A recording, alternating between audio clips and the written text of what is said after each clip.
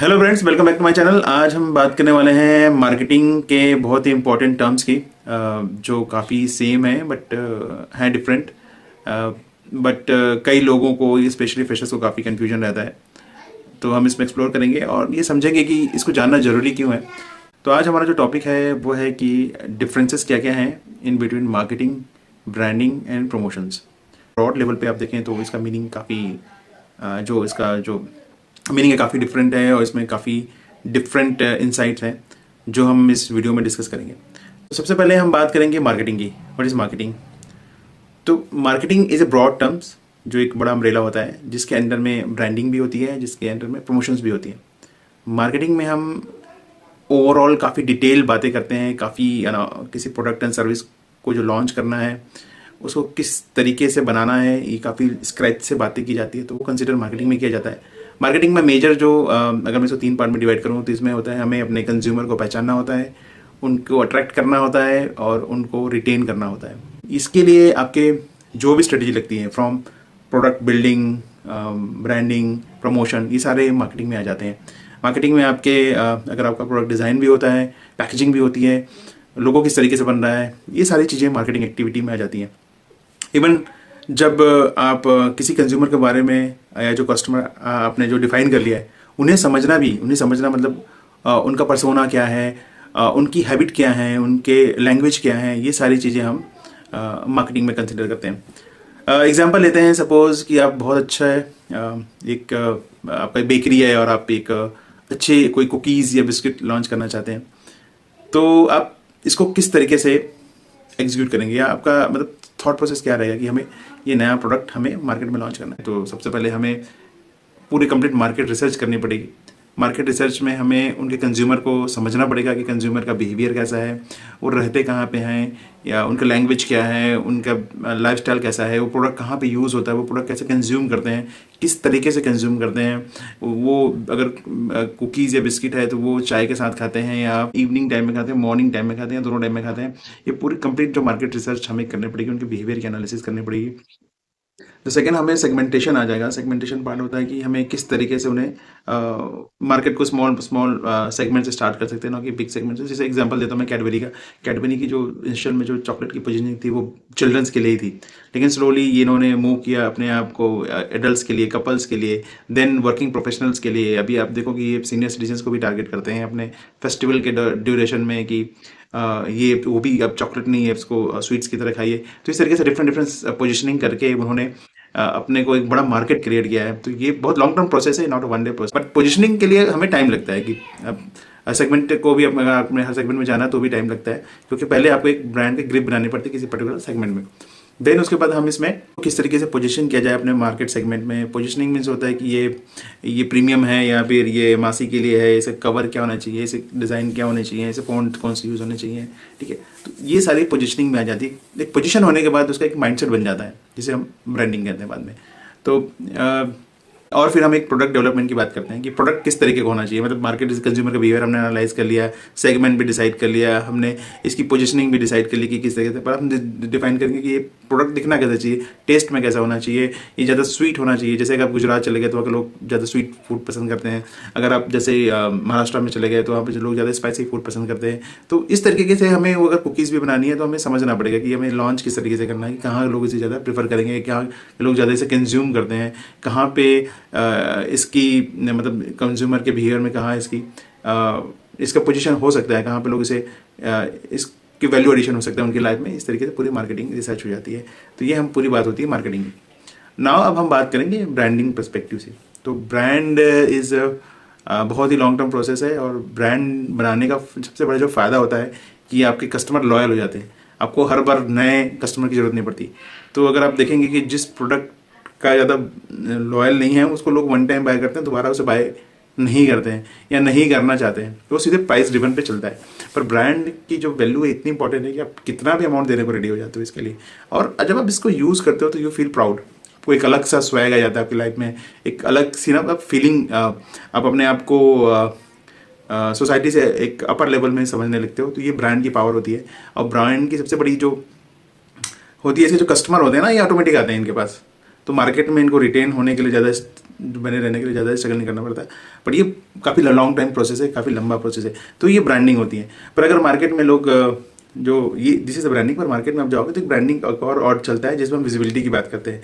Like आपके hoarding लगना या आपका जो मार्केटिंग स्टफ का जो शॉप में यूज़ होता है वो भी एक ब्रांडिंग की बात होती है, वो भी एक ब्रांडिंग है। तो दिस ब्रांडिंग और this branding is totally different. एक कॉमन बोलचाल की भाषा में हम ब्रांडिंग जो विजिबिलिटी बढ़ानी होती है उसको भी ब्रांडिंग बोलते हैं। बट हम इस ब्रांडिंग की बात करते हैं वो हम इस ब्रांडिंग की बात कर रहे हैं जो माइंड में हम एक जब प्रोडक्ट की एक वैल्यू फिट कर देते हैं कि आप इसके साथ अटैच होने पे आप कैसा फील करते हो, तो वो होती है एक ब्रांडिंग जो ब्रांड जो भी एक प्रोडक्ट या सर्विस की हम डेवलप करते हैं। तो ये भी लॉन्ग टर्म प्रोसेस है, काफ़ी समय लगते हैं। जैसे कि एग्जांपल दूं कि अगर आपको कोई जैसे आपको एग्जांपल दे दूं, अगर आप कोई एक कार लेते हैं, अगर आप मारुति की कार लें या फिर टाटा की कार लें या फिर मर्सिडीज की कार लें, तो आपको डिफरेंस फील होता है। साथ में जो आसपास के लोग हैं वो भी आपको उस तरीके से देखते हैं। तो ये पावर ऑफ ब्रांड। तो इस ब्रांडिंग में जो हम मेजर बात करते हैं वो इम्पोर्टेंट चीज़ है कि इसमें कलर क्या है, डिज़ाइन क्या है, इसके लोगोज क्या हैं, और जो कम्युनिकेशन है जो हमारे ऑडियंस के साथ वो कैसा है। ये बहुत इंपॉर्टेंट चीज़ है कि आप देखेंगे कि इवन लैंग्वेज का भी फ़र्क पड़ता है। अब इंग्लिश में बात कर रहे हैं, हिंदी में बात कर रहे हैं, तो ये सारी जो चीज़ें होती हैं वो ब्रांडिंग पर्सपेक्टिव से आ जाती है। जैसे कि अगर आपने एग्जांपल देखा होगा, पतंजलि का जो बिस्किट का कैंपेन चला था, वहाँ पर दे यूज़ द बिस्कुट वर्ड। तो बिस्कुट वर्ड इसलिए यूज़ किया जाता है कि जो मासी लोग हैं जो इंडियन में काफ़ी रूरल एरिया में या फिर नॉन अर्बन एरिया में जो पीपल रहते हैं वो काफ़ी इसको पसंद करते हैं विलेज साइड में। तो इसके लिए उनको टारगेट करते हुए बनाया गया था। पर अगर आप थोड़े प्रीमियम टाइप के बिस्किट अगर देखें तो उन्हें कुकीज़ वर्ड किया जाता है, जो कि एक प्रीमियम सोसाइटी में, अपर क्लास सोसाइटी में वर्ड करते हैं। तो दैट इज़ द डिफरेंस। तो कुकीज़ वर्ड यूज़ करना या बिस्किट वर्ड यूज़ करना, ये पूरी ब्रांड की स्ट्रेटजी होती है ताकि लोग उसके साथ कनेक्ट हो सकें, उनकी जो लैंग्वेज के साथ कनेक्ट हो सकें। तो इससे हमें ब्रांड बिल्डिंग में हेल्प मिलता है। तो एक्चुअली यही सब जो ब्रांडिंग होती है, ब्रांडिंग पार्ट आता है। इसकी विजिबिलिटी हाई होनी चाहिए।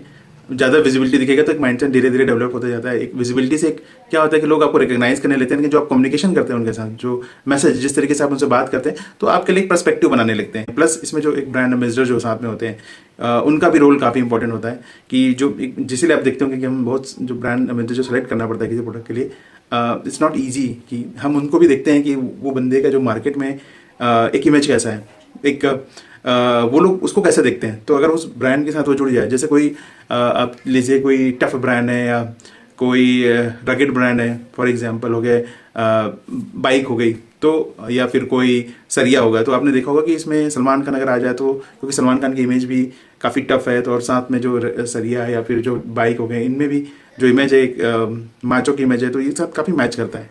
तो उसके साथ धीरे धीरे एक माइंडसेट लोगों के माइंड में डेवलप कर दिया जाता है कि भाई अगर ये प्रोडक्ट लेते हो तो ये ब्रांड एम्बेसडर आता है, इससे एक माचो इफेक्ट जनरेट होता है। तो if you are a macho you should buy this product. तो ये बहुत स्लो प्रोसेस है और एक साइंटिफिक प्रोसेस है जो इस्टेब्लिश हो जाता है। जैसे लक्स के प्रोडक्ट में आपने देखा होगा काफ़ी जो टॉप की जो एक्ट्रेस होती हैं उनको लिया जाता है। ये काफ़ी समय से होता आ रहा है, ये अभी की नहीं है, काफ़ी टाइम हो गया इनको ये सब करते हुए। तो आज के डेट में मार्केट में ऐसा है कि जो टॉप क्लास की एक्ट्रेस यूज़ करती हैं सोप वो लक्स है, और ये आपके ब्यूटी से डायरेक्ट कनेक्टेड है, क्योंकि टॉप जो एक्ट्रेस हैं डेफिनेटली मार्केट में ऐसा पर्सपेक्टिव रहता है कि they are best in beauty category, and उनके जो एस्पेक्ट हैं उसको लेके जो लोग उसको फॉलो करते हैं वो मानते हैं कि दे आर द बेस्ट। तो अगर वो यूज़ कर रहे हैं तो ये डायरेक्ट कनेक्ट हो जाती है।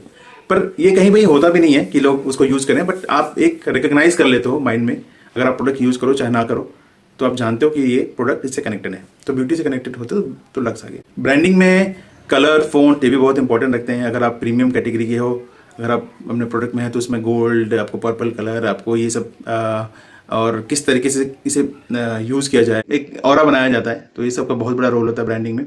तो जिसे देख के आप पैकेजिंग देख के आप फील करते हैं कि यार ये पैकेट तो बहुत ही अच्छा है, तो प्रोडक्ट भी बहुत ही अच्छा होगा। तो this is a strategy for branding, ये चलती है। थर्ड है प्रमोशन। प्रमोशन पता ही होगा आपको, ये प्रमोशन बहुत ही किसी भी मार्केटिंग स्ट्रेटजी का मतलब टाइम टू टाइम आता रहता है। जैसे बिग बिलियन डे एक प्रमोशनल स्ट्रेटजी है जो साल में एक बार फ्लिपकार्ट देता है फेस्टिवल के टाइम में, 7 डेज या 5 डेज के। इसमें डायरेक्ट आपसे खरीदने की बात की जाती है। इसमें आपको बताया जाता है कि आप भैया ले लो ये, ये 10 दिन में 50% ऑफर आ रहा है, 50% डिस्काउंट आ रहा है, आप इसे खरीद लो। तो ये जो कैंपेन होते हैं ये प्रमोशनल कैंपेन होते हैं, जहाँ पे हम प्रमोशंस की बात करते हैं, ऑफर की बात करते हैं, कूपन्स की बात करते हैं, डिस्काउंट की बात करते हैं। जोमेटो के देखे होंगे आपने, 50% discount up to 80 rupees, buy one get one free. और आपकी सेल जो आती है, विंटर सीजन सेल या समर सीजन सेल, जिसमें हम ये सीजन जब चेंज होते हैं तो इसमें बात होती है। तो ये जो प्रमोशनल्स जो प्लान होते हैं, ये जो जो प्रमोशन होते हैं, इसमें हम सिर्फ सेल्स की बात करते हैं।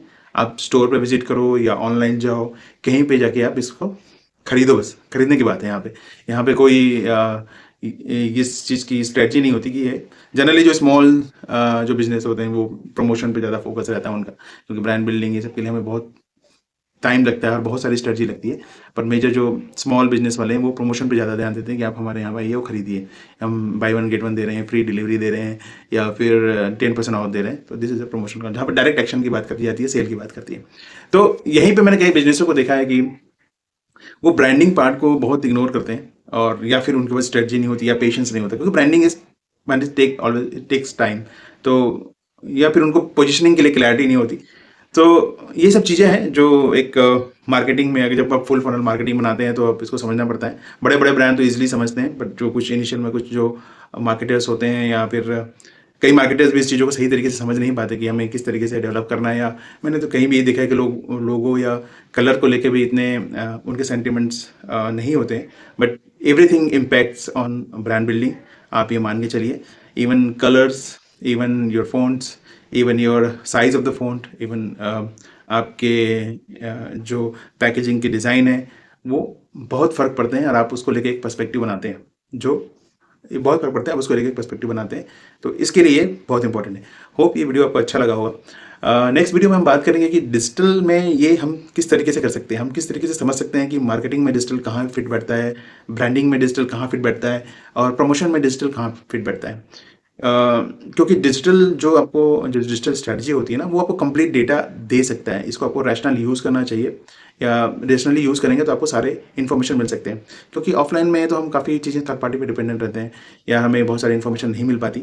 बट डिजिटल ऐसा प्लेटफॉर्म है जहाँ पे अगर आप बहुत सारे टूल्स अगर आप यूज़ करें, या अगर आपकी वेबसाइट है या आपका सोशल मीडिया है, तो काफ़ी इन्फॉर्मेशन हम वहाँ से गैदर कर सकते हैं। तो मार्केटिंग पर्सपेक्टिव से, ब्रांडिंग पर्सपेक्टिव से, और प्रमोशन पर्सपेक्टिव से इसकी हम काफ़ी समय अच्छे से डिजिटल का यूज़ कर सकते हैं। तो नेक्स्ट वीडियो में हम इसके बारे में डिटेल से बात करेंगे और समझेंगे कि यूट्यूब, फेसबुक और ये गूगल एनालिटिक्स हम किस तरीके से यूज़ करेंगे, या कहाँ पे ये यूज़ होता है। Thank you so much. अगर वीडियो आपको अच्छा लगे तो लाइक कीजिए, और अगर अच्छा ना लगे तो भी कमेंट कीजिए, हम इम्प्रूव करेंगे इसे और अच्छा वीडियो बनाने की कोशिश करेंगे। अगर आपको कोई क्वेरी हो और कुछ समझना चाहते हो तो उसे मेंशन करें, will try to make video. Thank you so much.